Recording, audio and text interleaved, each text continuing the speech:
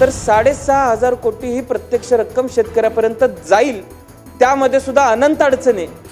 आपण मंत्रिपदाची शपथ घेतली म्हणून गोरगरीब माणसाची चेष्टा करायचा अधिकार आपल्याला मिळतो, असं मंत्रिपद मिळालं म्हणून कुठल्याही घटनेत लिहिलेलं असं अध्यक्ष महोदय मला वाटत नाही। राज्यातल्या लोकसंख्येला योग्य पद्धतीनं मार्गदर्शन करू शकलं नाही म्हणून शेतीचं नुकसान झालेलं आहे, असा माझा ठाम आरोप आहे अध्यक्ष महोदय।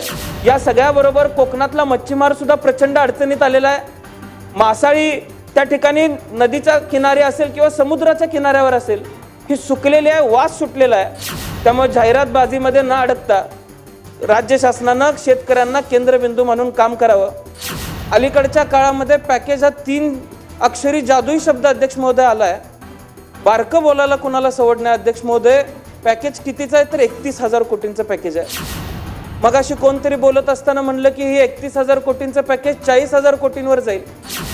माझ्या पूर्वी काही विधिमंडळातले सदस्य बोलत असताना 31,000 कोटी रक्कम तयार झाली कशी, हे जर कोणाला विचारलं तर अध्यक्ष महोदय सांगता येणार नाही। दूरगामी धोरणांचा विचार करून राज्य शासनानं काम केलं पाहिजे। अध्यक्ष महोदय, सत्ताधारी पक्षाच्या 293च्या प्रस्तावावरती मी बोलण्यासाठी आपल्या सर्वांसमोर उभा आहे। खरं तर आपला देश हा कृषी प्रधान देश म्हणून ओळखला जातो। कृषी क्षेत्रावरती, कृषी उत्पन्नावरती अधिकची लोकसंख्या ही अवलंबून आहे आणि या दृष्टिकोनातून ज्यावेळेस या शेतीप्रधान देशावरती अडचणी निर्माण झालेल्या आहेत, शेती संदर्भात अडचणी निर्माण झालेल्या आहेत, धोरणांच्या संदर्भात ज्यावेळेस अडचणी निर्माण झालेल्या आहेत, खरं तर अलीकडच्या काळात केंद्र शासन असेल किंवा राज्य शासन असेल, गेल्या अनेक वर्षांच्या काळामध्ये आपण यशवंतराव चव्हाण साहेब, पंजाबराव देशमुख साहेब, वसंतराव नाईक साहेब, वसंतराव दादा पाटील साहेब, दादांच्या माध्यमातून शेती क्षेत्रासाठी त्या काळामध्ये झालेलं काम बघितलं तर त्या काळामध्ये त्या काळाला पुरतील अशी धोरणं त्यांनी आखण्याचं काम केलं। पण अलीकडच्या काळामध्ये शेतीपूरक धोरणं त्या पद्धतीनं दिसत नाहीत अध्यक्ष महोदय। आज कोणतंही शाश्वत धोरण शेतीच्या संदर्भामध्ये आपल्या सर्वांना बघायला मिळत नाहीत। अनंत अडचणींना सामोरं जावं लागतंय।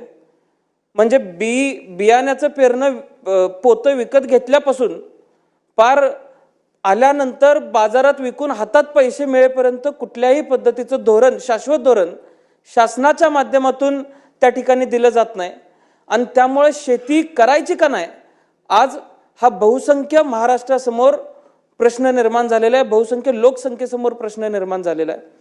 खरं तर आपण बघतोय आज गावगाड्यामध्ये एखाद्या ठिकाणी बसलं तर लोक सहज बोलतात की शेतकऱ्याला अलीकडच्या काळामध्ये लग्न सुद्धा होत नाहीत शेतकऱ्याची। शेतकरी तरुण पोरांना स्वतः शेतकरी आहे सांगायला लाज वाटायला लागलेली आहे। अशा पद्धतीचं उत्पन्न अलीकडच्या काळामध्ये शेतकरी कुटुंबांचं झालेलं आहे। त्यामुळं यशवंत मनोहर साहेब हे त्यांच्या भाषणामध्ये नेहमी सांगायचे की कालचा पाऊस आमच्या गावात आलाच नाही, सदरहू पीक आम्ही आसवांवरती घेतलेलं आहे, असं ते नेहमी त्यांच्या भाषणामध्ये सांगायचे।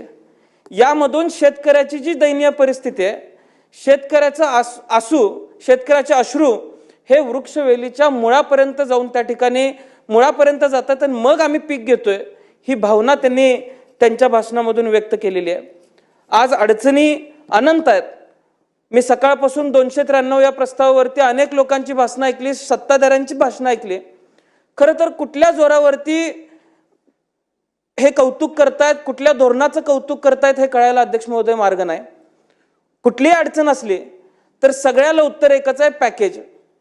अलीकडच्या काळामध्ये पॅकेज हा 3 अक्षरी जादुई शब्द अध्यक्ष महोदय आलाय। बारकं बोलायला कुणाला सवड नाही अध्यक्ष महोदय।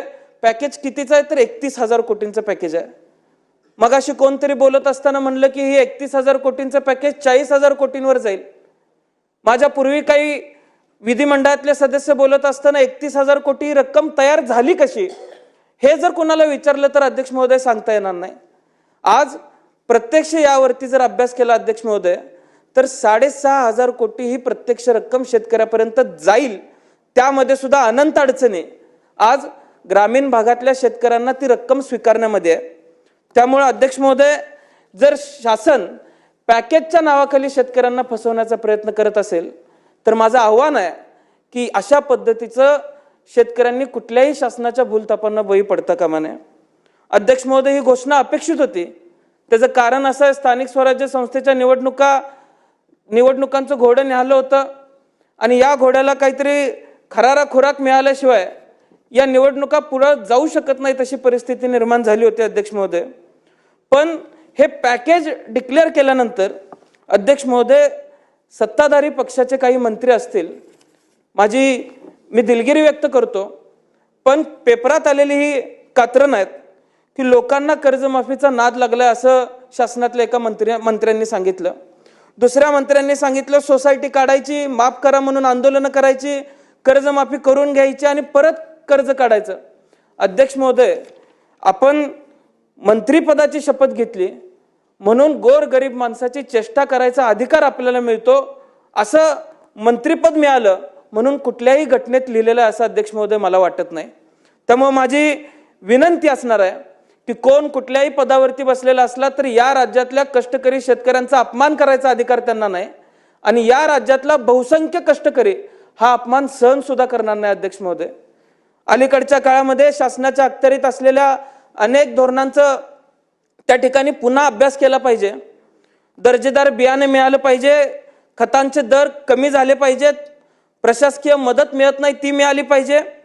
वातावरण बघण्यासाठीचे जे यंत्र अध्यक्ष महोदय, मागच्या अधिवेशनामध्ये राज्य शासनाने जी आर काढला, मी सहज कृषी आयुक्तालयात मंत्री महोदय बैठक लावली तर तिथं मी ज्यावेळेस काही लोक अधिकाऱ्यांसमोर बसलो की हे यंत्र कुठं लावण्यात यावं तर त्या संदर्भातलं सुद्धा स्पष्ट धोरण राज्य शासनासमोर किंवा अधिकाऱ्यांसमोर सुद्धा नव्हतं। यंत्र बसवायचंच आहे म्हणून जर बसवलं तर त्याचा शेतकऱ्याला काय फायदा आहे? यंत्र बसवायचंच आहे म्हणून बसवलं तर आज वेदर फोरकास्ट आपलं डिपार्टमेंट असताना सुद्धा कुठल्याही वेदरचं सरळ अचूक अंदाज आपल्यापर्यंत पोहोचत नाही। उद्याही तीच परिस्थिती निर्माण होईल। त्यामुळे कुठलेही धोरण फक्त राबवायचं आहे म्हणून न राबवता आपण चांगल्या पद्धतीनं लोकांना फायदा होईल अशा पद्धतीनं राबवलं पाहिजे। गेल्या वर्षभरात अतिवृष्टी झाली अध्यक्ष महोदय, पण वेदर फोरकास्ट असेल हे खातं आज शेतकऱ्यांना किंवा राज्यातल्या लोकसंख्येला योग्य पद्धतीनं मार्गदर्शन करू शकलं नाही म्हणून शेतीचं नुकसान झालेलं आहे असा माझा ठाम आरोप आहे अध्यक्ष महोदय। आज जर आपण परिस्थिती बघितली तर राज्यात कांदा, द्राक्ष, सोयाबीन, तूर, कापूस, भाताची परिस्थिती तशीच आहे। सहज उदाहरण सांगायचं झालं तर माझ्या तासगाव कवठेमंकाळ मतदारसंघात गेल्या 2 वर्षामध्ये 10,000 एकर द्राक्षे कमी झालेले आहेत। कांदा पूर्ण राज्यात 40,000 हेक्टर नुकसान झालेलं आहे। केळीची आणि भाताची परिस्थिती तीच आहे आणि या उलट आम्ही मागणी केली 50,000 रुपये पर हेक्टर मदत मिळावी। मगाशी अनेक सदस्य बोलत होते, प्रत्येक मतदारसंघाला मिळालेला आकडा बघितला किंवा प्रत्येक जिल्ह्याला आकडा मिळालेला बघितला, तालुक्याला बघितला आणि त्या तालुक्याची लाभार्थ्यांची संख्या जर अध्यक्ष महोदय आपण बघितली तर प्रत्येक शेतकऱ्याला सरासरी 13,000 ते 15,000 रुपये अध्यक्ष महोदय जातात। आता ही मदत मिळालेली किती थोडकी आहे हे मी उदाहरणासहित आपल्याला सांगू इच्छितो, कारण द्राक्ष बागांचा एकरी खर्च हा साधारण 2-2.5 लाख रुपये येतो आणि सोयाबीनची बॅग ही 3,000 रुपयाला येते। यामध्ये अध्यक्ष महोदय जर आपण शासनाकडून मिळालेल्या मदतीचा विचार केला तर ही मदत किती थोडकी आहे आणि मग आपण वास्तव लक्षात घेऊन पॅकेजचा गवगवा करायला पाहिजे असं अध्यक्ष महोदय मला वाटतंय। या सगळ्याबरोबर कोकणातला मच्छीमार सुद्धा प्रचंड अडचणीत आलेला आहे। मासाळी त्या ठिकाणी नदीच्या किनारी असेल किंवा समुद्राच्या किनाऱ्यावर असेल ही सुकलेली आहे, वास सुटलेला आहे आणि 40,000 महिला ज्या या रोजगार ज्यांना या क्षेत्रामुळे मिळतो त्या आज बेरोजगार झालेल्या आहेत, लोकांचं आर्थिक नुकसान झालेलं आहे। त्यामुळे जाहिरातबाजीमध्ये न अडकता राज्य शासनानं शेतकऱ्यांना केंद्रबिंदू म्हणून काम करावं। अध्यक्ष महोदय, मला एका गोष्टीची खंत आहे की पहिला यादी आली त्यामध्ये नुकसानग्रस्त असतील किंवा अतिवृष्टीग्रस्त असतील 253 तालुके आले, त्याच्यानंतर 200 सुधारित यादी आली त्याच्यामध्ये 282 तालुके आले, त्याच्यामध्ये रायगड असेल, अमरावती असेल, जळगाव असेल। आता हे जिल्हे काय पुढाऱ्यांचे जिल्हे आहेत म्हणून इथं तालुके समाविष्ट केले गेले का? माझ्या जिल्ह्यामध्ये तासगाव, कवठेमंकाळ, जत असेल किंवा मिरज असेल 13 मे पासून आमच्याकडे अध्यक्ष महोदय पाऊस चालू आहे, पिकांचं नुकसान आहे। नुकसान आमचं तेवढंच झालेलं आहे। राज्यातली परिस्थिती आणि आमच्याकडची परिस्थिती फार वेगळी आहे किंवा शेतकऱ्याची परिस्थिती फार वेगळी आहे असं काही परिस्थिती नाही, पण तरी सुद्धा फक्त राजकारणाच्या हेतू परस्पर आमचे तालुके वगळले गेले का, हा सवाल माझा राज्य शासनाला अध्यक्ष महोदय आहे.